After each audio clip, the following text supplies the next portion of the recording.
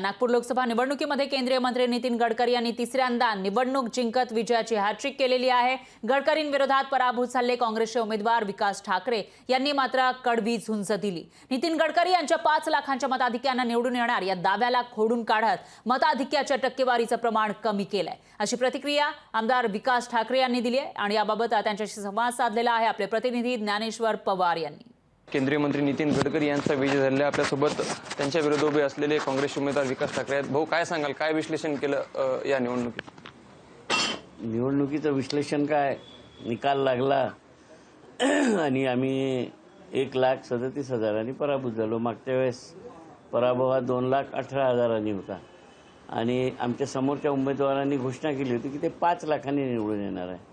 अशाही घोषणा झाल्या होत्या की बिनविरोधी इथून सीट लढवावी, परंतु पक्षाकडून आदेश आल्यावर वेळेवर निवडणूक लढली 15 दिवसात आणि इथपर्यंत आम्ही मजल गाठली। हा आमचा विजय आहे। माझ्या समोरचे उमेदवार 10 वर्षापासून या नागपूर शहरात कॅबिनेट मिनिस्टर आहे। एक असं खातं त्यांच्याकडे आहे की त्या खात्याने केलेलं काम डोळ्याने दिसतं आणि त्याच्यामुळे ते प्रसिद्धीच्या झोतात होते।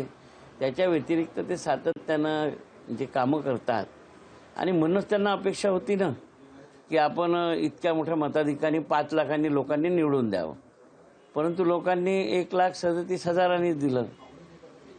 मला वाटतं की जर इतके वर्ष काम करून सुद्धाही मागच्या वेळेसची लीड कमी होत असेल, 2,18ची 1,37वर येत असेल, म्हणजे अंतर फार आहे ना।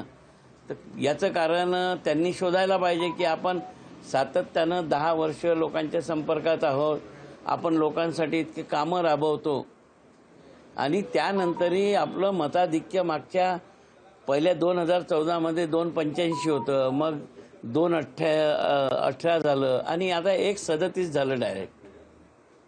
तर हा ग्राफ खाली का गेला याचं चिंतन त्यांना करायचं, मला काय नाही। मी तर कमी मताने आलो, मी आनंदी आहे पडलो, कारण की मी ही निवडणूक लढणार नव्हतो।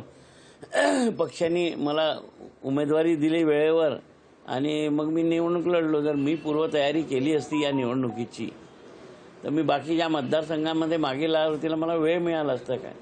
लोकशाही मराठी करता ज्ञानेश्वर पवार, नागपूर। लोकशाही मराठी ऐका, पहा, जागरूक रहा।